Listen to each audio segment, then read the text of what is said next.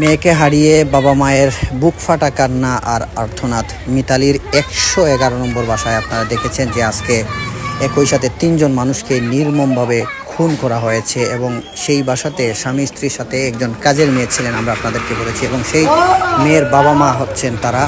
এবং মেয়ের এই নির্মম হত্যাকাণ্ডের ঘটনা শোনার পর বাবা মায়ের বুক ফাটা কান্না আর আর্তনাদ আপনারা দেখতে পাচ্ছেন। আসলে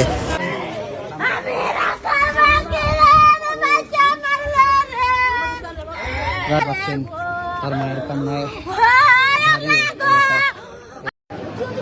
ভয়াবহ একটি দুর্ঘটনার খবর সারা সিলেটের মানুষ শুনল। অত্যন্ত নির্মম একটি ঘটনা।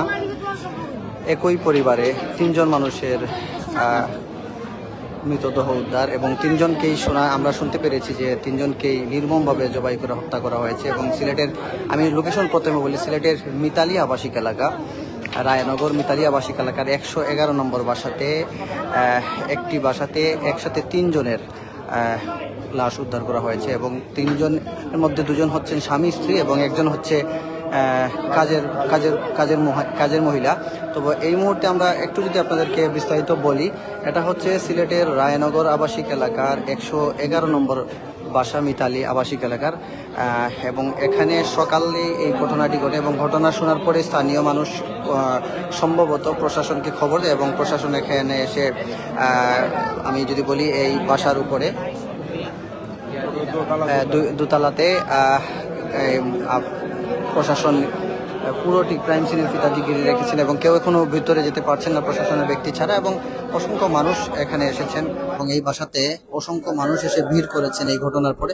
নির্মম একটি ঘটনা এবং অত্যন্ত ন্যাক্কারজনক একটি ঘটনা, যেটি আসলে যেই শুনছেন শিহরিত এবং এলাকার মধ্যে একটা ভয় ভীতি সৃষ্টি হয়েছে। একটি ভয়ঙ্কর একটি ঘটনার সাক্ষী হয়েছেন এলাকার মানুষ এবং যেটি বলছেন যে এমন একটি ভয়াবহ ঘটনা এর আগে এলাকার মানুষ কখনো দেখেননি এবং একই পরিবারে 3জন মানুষকে নির্মমভাবে কে বা কারা হত্যা করেছে। এবং আসলে বিষয়টা এখনো আমরা আসলে প্রশাসন কিছু বলতে পারছি না, তারা তদন্ত করছে এবং এখানে ইনভেস্টিগেশন চলছে। আমরা আপনাদেরকে দেখানোর চেষ্টা করছি। আমরা এলাকাবাসী আমরা যখন জানতে পারি যে এই বাসা থেকে রক্ত আসছে দরজার নিচ দিয়ে, কারা বা কে দেখছে এটা জানি না, তখন আমরা খবর পেয়ে যখন আসার পরে জানতে পারি যে এলাকাবাসী প্রশাসন খবর দিয়ে দিছে। তো প্রশাসন আসার পরে আমরা উপরে যেতে পারি না। তো যারা গেছে, যারা দেখছে, তারা বললো যে বাড়িওয়ালা যে আছে উনি সত্তার নানা, উনি ওনার ওয়াইফ তসতস করা আছে, জিনিসপত্র ফ্লোরে ফেলে রাখা আছে।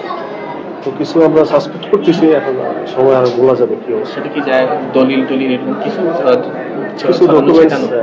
ডকুমেন্টস আছে, কাপড় আছে, কিছু বিষয়ে মালামাল কিছু আছে। ঘটনা কি ঘটতে পারে বা এরকম কোন ধারণা আপনাদের? আমরা তো ওনার নিকটাত্মে কাউকে পাচ্ছি না, বাসায় যারা ছিল সবাই তো ডিড।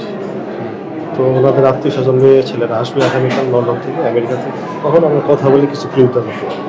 এই ধরনের মর্মান্তিক মৃত্যু যে এই সিলেট নগরীতে হবে বা দেশে হবে, এটা আমরা কখনো আশা করিনি এবং আমরা কখনো এটা কোনো মানুষ হিসাবে এটা কেউ চায়নি। যারাই এই ঘটনা ঘটেছে তারা হয়তো মানুষ রূপের আকৃতি হতে পারে, বাট এরা পশুর চেয়েও খারাপ। এবং যারা তাদেরকে দিয়ে করেছে, আমি মনে করি এটা একটা বিশাল একটা বিষয়। এটা যারা এখানে আসছে বা যারা করছে, শুধু তারা এখানে জড়িত নয়, আমার মনে হচ্ছে যে এখানে আরো অনেক কিছু জড়িত থাকতে পারে। সেটা পুলিশ উদ্ঘাটন করবে, দেখবে। কিন্তু সকালবেলা, এবং আমি দেখলাম পাকঘরের মধ্যে মাংসটি রাখা, অর্থাৎ সকালে উঠে কি রান্না করা হবে সে জিনিসটা কিন্তু এখানে রাখা। তাহলে নিশ্চয়ই যে ঘটনাটি ঘটেছে হয়তো 8:30 থেকে 9টা 9:30টার মধ্যে এই ঘটনা ঘটছে। এবং ওনাদেরকে যখন যেভাবে প্রতিটি রুমে রক্ত দেখা গেছে, ইভেন পাকঘরে পর্যন্ত রক্ত আছে, বাথরুমে রক্ত আছে, বেডরুমে রক্ত আছে। অর্থাৎ তাদেরকে যারা এই অর্থাৎ জবাই বলি আর জেঠাই বলি, এরা কিন্তু প্রথমে ওনাদেরকে ওনাদের রুমেই আঘাত করেছে। পরবর্তী পর্যায়ে কিন্তু হয়তো দৌড়ে বাঁচানোর জন্য নিজের যান বাঁচানোর চেষ্টা করেছেন, তখন ওইটা ড্রয়িং রুমে, এই ভদ্রলোকের লাশটা ড্রয়িং রুমে পড়ে আছে। এই ভদ্রলোক কিন্তু ওই বেডরুমে থাকতেন, আর লাশটা হচ্ছে ড্রয়িং রুমে। এবং যে মহিলা এই মহিলা অন্য একটি রুমে, আরেকটি রুমে ওনার লাশ পড়ে আছে, সেখানে গৃহ পরিচারিকার লাশ পড়ে আছে। এই বিষয়টি আসলে কি বলবো, আমি নিজেই চিন্তা করে পাচ্ছি না যে এই আধ্যাত্মিক নগরী সিলেটে যে এই ধরনের ঘটনা যারা ঘটাইছে বা যারা কাজ করছে, এরা আমার মনে হচ্ছে এরা প্রফেশনাল কিলার, নতুবা কোনো সুস্থ মস্তিষ্কের মানুষ এভাবে কোনো মানুষকে জবাই করতে পারে না। এই প্রফেশনাল কিলারদেরকে কারা নিয়ে আসলো, আশা করি এটা উদ্ঘাটন হবে আমার যেটা মনে হচ্ছে। এবং ওনার সন্তানরা ইংল্যান্ড এবং আমেরিকাতে থাকে বোধহয়, ওনারাও কিন্তু আসছে আগামীকালকে। আসার পরে বোঝা যাবে যে যতটুকু এখানে শুনতে পেরেছি। হ্যাঁ, অবশ্যই এখানে আরেকটা জিনিস সুন্দর কথা আরেক জিজ্ঞাসা করেছে, একটা দুইটা প্রতিটা বেডরুমের ওয়ার্ড্রোব গুলা একদম ওই যে কি বলে কাপড় চোপড় সবগুলো এলোমেলো ভাবে, মনে হচ্ছে যেন ওরা কি জিনিস খুঁজছিল, আইদার ডাকাতির উদ্দেশ্য হোক অথবা কোনো যেখানে একটা দলিল পড়ে আছে, ওয়ার্ড্রোবের উপরে একটা দলিল পড়ে আছে, মনে হচ্ছে যেন যে এখানে দলিল সংক্রান্ত কিছু বিষয় থাকতে পারে।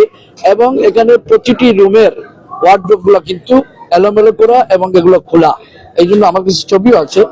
এই জন্য আমরা মনে করি যে এখানে যারাই কাজ করতে এসেছে নিশ্চয়ই তাদের অন্য কোনো স্বার্থ সংশ্লিষ্ট বিষয় এখানে জড়িত আছে, যার জন্য এইটুকু তুবা এখানে এইভাবে মানুষকে, জীবন্ত মানুষকে আরেকজন মানুষ এভাবে হত্যা করতে পারে না।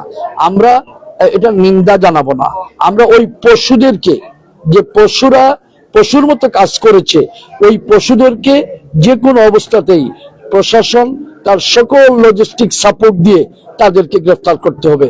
আমাদের এই আধ্যাত্মিক নগরী সিলেটে এই ধরনের আমার মনে হয় আমরা কেউই শুনি না, এটাই প্রথম এই ধরনের জঘন্যতম অপরাধ হয়েছে। এই জন্য আমরা আপনারা নগরবাসী সহ সাংবাদিক সহ সকল শ্রেণী পেশার মানুষ এগিয়ে আসে, এবং বিশেষ করে যেহেতু সকালবেলা ঘটনাটি ঘটেছে, কেউ না কেউ হয়তো এদেরকে বাইর হওয়ার মুহূর্তে দেখেছে। আমরা এই মিতালি এলাকা, আবাসিক এলাকার প্রতিটি মানুষকে আমরা আহ্বান জানাবো, আপনারা এই 8টা থেকে 9:30টার ভিতরে এই এলাকায় কারা কারা ঘুরেছে এবং প্রশাসন সিসিটিভি ফুটেজ দেখে এই এলাকায় চিহ্নিত করে, এবং আশা রাখি ওনাদের আত্মীয় স্বজন ইংল্যান্ডে উনি ফোন করেছেন, উনি লিঙ্কস পাঠাচ্ছেন। 8:30 থেকে 9টার মধ্যে এই আধা ঘন্টা কিন্তু কোনো কিছু দেখা যাচ্ছে না। এখন আইদার ওই সময় কি বিদ্যুৎ ছিল না, বা ওই সময় কি তারা বন্ধ করে দিয়েছিল, যদিও বন্ধ করে দেয় কিন্তু এর পূর্বে যারা ঢুকছে যদি ওইটা চিহ্নিত করা যায় তাহলে তো মোটামুটি একটা সহযোগিতা হবে ইনভেস্টিগেশন করার ক্ষেত্রে।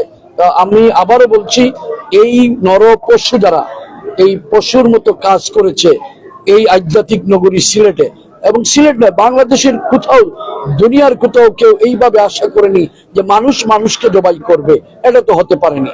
এই জন্য আমরা আশা রাখি প্রশাসন অবশ্যই কাজ ইতিমধ্যে শুরু করেছে, এবং আপনারা সহ যারা নগরবাসী আছেন সবাই যেন এই বিষয়টি সহযোগিতা করার জন্য আমি আমার পক্ষ থেকে, বাংলাদেশ জাতীয়তাবাদী দল সিলেট মহানগরীর পক্ষ থেকে, এবং আমাদের সিলেট 1 আসনের একজন মন্ত্রী জনাব খন্দকার আব্দুল মুক্তাদির সাহেব, আরেকজন হচ্ছেন এই পার্শ্ববর্তী উনার বাসা কুমারপাড়ায় আমাদের প্রবাসী কল্যাণ মন্ত্রী জনাব আরিফুল চৌধুরী সাহেব পক্ষ থেকে সকলকে আমরা অনুরোধ করব এই মার্ডারের ব্যাপারে আপনারা সহযোগিতা করবেন যে যেভাবে পারেন।